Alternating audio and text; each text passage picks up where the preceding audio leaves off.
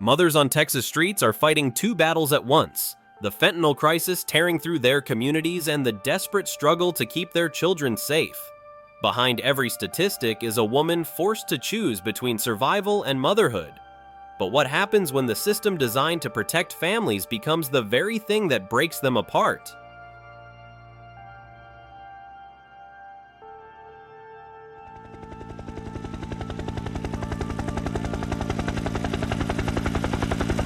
In 2025, the numbers are worse than anyone thought.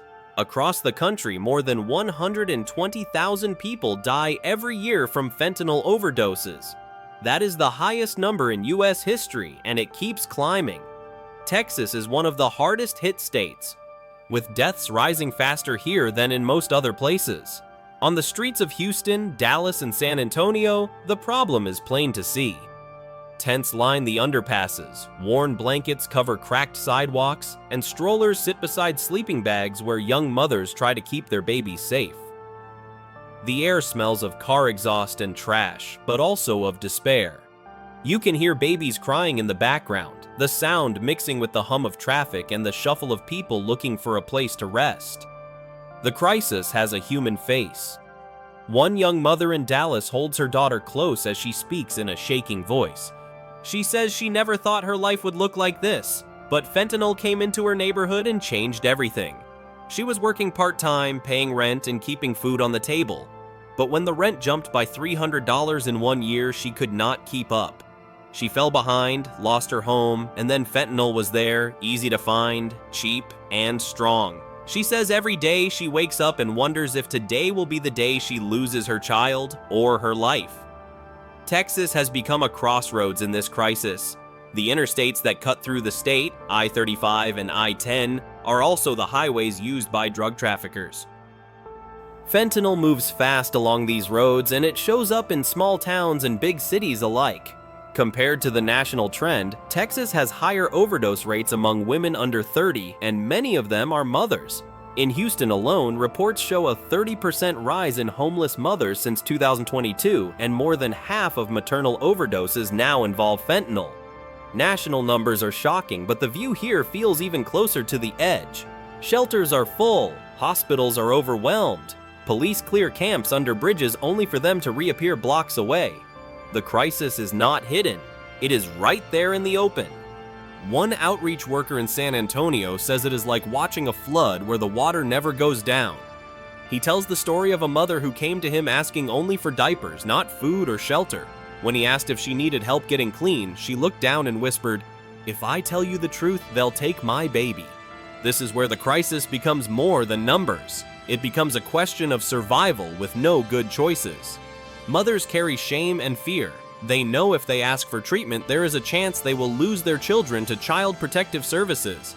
Yet if they stay silent, the drugs keep their hold and the streets become home.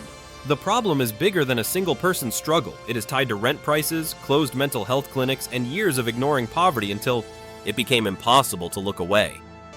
The crisis revealed is not only about fentanyl or homelessness. It is about how fragile life has become for those trying to raise children with almost nothing left to hold on to.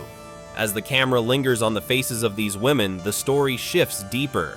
Behind every tent, every stroller left on a street corner, there is a web of connections that explains why some places suffer more than others. The streets of East Austin show what this web looks like. Here, encampments stretch along Riverside Drive. Plastic tarps flap in the wind.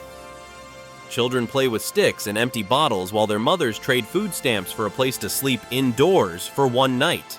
For the children, seeing fentanyl use has become part of daily life. Smoke drifts from a nearby tent, and no one looks twice. It has become normal, part of the background of growing up. The web is tangled with many threads. Rent prices in Dallas have gone up more than 40% in just a few years, while wages have barely moved. A mother working full-time at minimum wage cannot afford even a one-bedroom apartment without giving up food or childcare. Treatment centers often refuse women with children, leaving them to choose between help and staying together as a family. One woman in Austin explains that she tried to get into a program, but when they said her toddler could not come with her, she walked away. "I'd rather use than lose her," she says. Stigma makes it worse. Many women are too afraid to ask for help. They worry that admitting they use fentanyl will mean someone will come and take their children. This fear is not imagined. Across Texas, Child Protective Services remove children when parents admit to drug use, even if they are seeking treatment. The result is silence. Women hide, keep their struggles secret, and the problem grows until it feels too heavy to carry. Lack of access is another thread. In some areas of West Texas, there are no treatment centers for hundreds of miles. In the Rio Grande Valley, shelters run out of space nightly, turning families away. The farther you go from the big cities, the fewer services there are, but the fentanyl still finds its way in. A mother in Laredo says she tried to quit on her own, but the withdrawals were so painful she thought she might die. She had no car to drive north to a clinic, and the only bus line was shut down last year. She went back to using because it was the only way to stop the pain. These layers show how vulnerable women in Texas are, especially mothers. Poverty, fear, and lack of support all connect. Coping becomes part of the culture, even when coping means turning to the very drug that is destroying lives. And as the web tightens, the way out grows harder to find. The crisis that started as numbers and charts now shows its true face. A cycle of survival where mothers must choose between impossible options, knowing each choice carries its own kind of loss. On the streets of Austin, the web is easy to see if you stand long enough. Along Riverside Drive, tents sit in long rows patched with blue tarps and cardboard. The smell of damp clothes mixes with smoke from small fires, while the sound of traffic from I-35 cuts through every pause. Mothers hold their children close as they walk past the graffiti-covered walls, careful not to step on broken glass. In the middle of this scene, fentanyl is not hidden. It is shared openly, sometimes traded for food or for a night inside a motel room. For the people here, this is not shocking. It has become normal. Children watch it happen and barely look up from the sticks they are using to draw in the dirt. The connections run deeper than what is seen on the surface. Rising rent is one thread in this web. In Dallas, the average rent for a two-bedroom apartment has climbed above $1,400 a month. A mother working full-time at minimum wage earns less than $2,000 before taxes. By the time she pays rent, there is little left for food, bus fare, or childcare. The choice becomes simple but cruel. Pay rent and go hungry, or lose housing and search for shelter. Many lose housing, and once on the street, fentanyl offers escape from the stress. It is cheap, stronger than anything else, and easier to find than a safe bed. Another threat is access. In San Antonio, there are only a few treatment centers that accept women with children, and they fill up fast. In Houston, some centers refuse to take mothers at all, saying they do not have space or staff for children. One woman recalls being told she had to leave her son with relatives if she wanted treatment. She had no family she could trust. She chose to walk away and went back to using, tears still in her eyes as she told her story. She said, "I'd rather keep him with me, even if it means I don't get clean." Her words show how the system sets impossible rules that force mothers to fail. Stigma is another strong thread. Mothers know that if they admit to using fentanyl, there is a high chance Child Protective Services will step in. The fear of losing their children keeps them silent. A mother in East Austin says she never told anyone about her addiction because she had seen too many children taken away. She kept using in secret, holding her baby in one arm while she tried to hide her sickness from the world. When asked why she never went to a shelter, she answered, "Because they ask questions I can't answer." The silence she chose was her way of holding on to her child, even as it placed her in greater danger. The web stretches into rural Texas, too. In the Rio Grande Valley, shelters are few, and treatment centers even fewer. A mother in Laredo says the closest place she could find help was more than 200 miles away. Without a car and with no buses running, the trip was impossible. She tried to quit on her own but could not get past the pain. She described shivering so hard her teeth cracked. She went back to fentanyl because it stopped the pain, even if only for a short while. Her story shows how distance and lack of transport hold people in place, caught in the same pattern with no way out. For some mothers, coping becomes part of the culture of the camps. In Houston's 5th Ward, women share small pieces of fentanyl to calm their nerves before searching for food. They laugh together, trade stories, and care for each other's children when one is too sick to move. The sense of family is strong, but it is built on a foundation of struggle. What is shared is not only kindness, but also the drug that keeps them trapped. To outsiders, this looks like failure. To those inside, it looks like survival.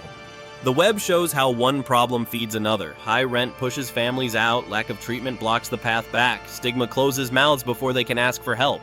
Distance keeps people stuck where they are. Coping becomes a cycle that pulls the next generation into the same world. A boy who grows up seeing his mother use fentanyl may come to believe that this is what adulthood looks like. A girl who learns to care for her younger brother while her mother sleeps off a high may think that this is the only path open to her. The connections are not only about the present, they stretch forward, shaping what the future may become.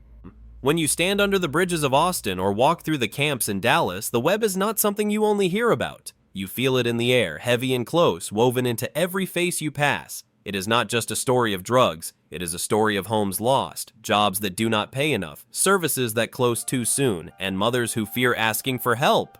It is a story of a web that catches people and holds them fast, even when they try to break free. And unless the web is cut apart thread by thread, it will only grow tighter, pulling more lives into its hold.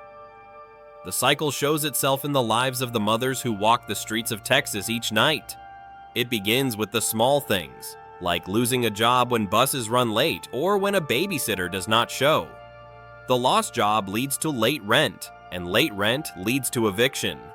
Once the eviction notice is taped to the door, it is only a matter of time before the mother and her children are outside with no place to go. On the street, fear grows quickly. The first night might be spent in a car, the second under a bridge, and the third near a camp where fentanyl smoke hangs in the air. A neighbor might offer a hit, saying it will take away the hunger and calm the shaking. At first, it feels like a gift, but soon it becomes the only thing that holds the pain back. For many mothers, that is where the cycle begins. Once fentanyl takes hold, the body changes. Shakes, sweats, and stomach pains set in when the drug is not there. A mother may promise herself she will stop, but when the sickness comes, she feels she has no choice but to use again. Each use makes the next one easier to accept, and soon it is part of her daily life. The children see it even when she tries to hide it. They hear her crying at night, hear the whispers of other adults trading small bags in the shadows. The cycle tightens, pulling not just her, but her children into its hold. The next step in the cycle often comes when Child Protective Services show up. Someone reports what they saw, or a teacher notices a child who has not been in class for weeks. The mother, already afraid, is given a choice she cannot make. She must give up her children or prove that she is clean. But the programs she needs are full or refuse to take mothers with kids. Even if she is willing to try, there is no bed waiting for her. The children are taken, placed in foster care, and the mother is left alone with nothing but her grief and her habit. This grief feeds the addiction even more. The cycle spins faster now, as each loss makes the next use feel like the only way to numb the pain. In San Antonio, a woman named Maria shows what this cycle looks like. She is 28 and has lost her children twice. The first time she begged for another chance.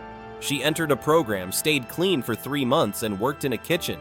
But when her shift schedule changed and she lost childcare, she missed work and lost her job.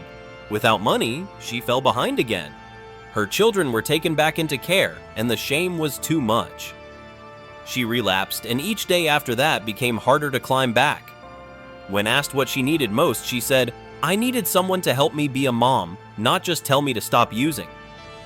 Her words cut to the heart of the problem. The system was built to punish mistakes, not to help her stand again. The shelters also show their role in this cycle. Many do not allow children, and those that do often turn people away when they are full. A mother without a place to stay must choose between leaving her children with strangers or taking them into the street. Neither choice feels safe, but she cannot change the rules. At night, as bulldozers clear camps under Houston's highways, women watch their belongings crushed, their children pulled close as they cry. The sound of metal tearing through tents mixes with the voices of officers telling them to move on. But move where? Each clearing just shifts the camps down the road, repeating the same story again and again. the cycle is not broken by these actions. It is made stronger. Probation and parole add another layer. A mother caught with fentanyl may be given a sentence that requires her to stay clean, but relapse is treated as a crime instead of a sign of sickness. She may end up in jail, away from her children, losing even more time with them. When she comes out, her record makes it harder to find work, harder to find housing, and harder to prove she can care for her children again. The punishment meant to fix her only pushes her deeper into the hole she cannot climb out of. The children feel this cycle too.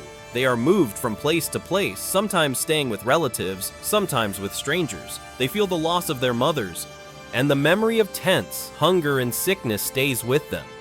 These children grow up watching the world take their family apart, and they carry the wounds into their own lives.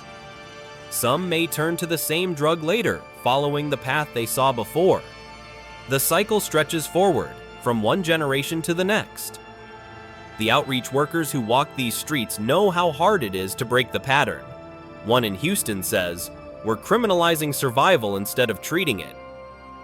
He points to a woman who lost her home, her job, her children, and then was locked away for using the only thing that made the pain bearable. He asks how anyone can expect her to heal when every door is closed. His words echo the truth that the cycle is not just personal, it is built by policies that fail to see the whole picture. Each story shows how the problem folds in on itself. Addiction feeds homelessness. Homelessness feeds child loss. Child loss feeds addiction again.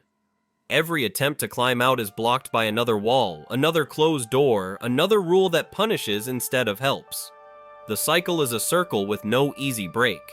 And yet within the pain and the loss, there is still the question of whether the cycle must continue, or if it can be broken before it swallows another mother, another child, another future.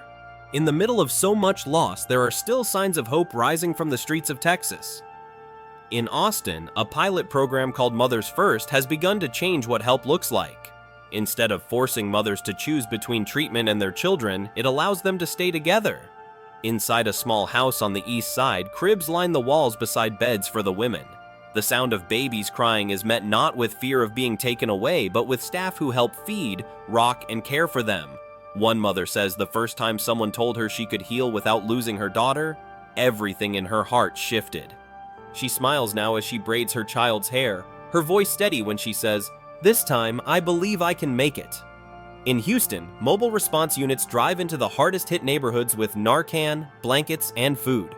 The vans park near the camps under the bridges, their bright lights cutting through the dark. Workers hand out supplies and talk softly with the mothers who line up. Some are given the chance to enter treatment that very night. For those not ready, the offer is left open. Each meeting plants a seed showing that help can come to them instead of asking them to cross barriers they cannot. Dallas has turned old motels into housing for families. The peeling paint on the walls has been covered, the locks fixed, the water running again. In these rooms, mothers and children can sleep without the sound of trucks above or the fear of bulldozers clearing their tents. One little boy laughs as he jumps on the bed, his joy filling the space that once held silence and dread. His mother says she no longer has to choose between paying rent and buying food. She feels safe enough to think about tomorrow for the first time in years. These steps are not perfect, and they are still small compared to the size of the problem, but they show what is possible. Other states have seen success with programs that keep families together, give housing first, and bring treatment to the people who need it most. Vermont has models where recovery and childcare happen in the same place, and California has built supportive centers where mothers can find both therapy and a safe crib for their babies. Texas has begun to look to these ideas, shaping them to fit its own cities and towns. The truth is clear. The cycle can only break when mothers are treated as whole people, not as failures to be punished. Healing takes more than rules and warnings. It takes housing, childcare, healthcare, and compassion woven together like the very web that once trapped them. The question now is whether we will choose to build a system strong enough to carry these families forward. The future is not fixed. It can change. And the power to change it rests not only in the hands of leaders, but also in the choices of communities and neighbors who refuse to look away. The story of mothers on the streets is not only about despair, it is also about the chance to rise, to heal, and to write a new ending where families are kept together and hope has room to grow.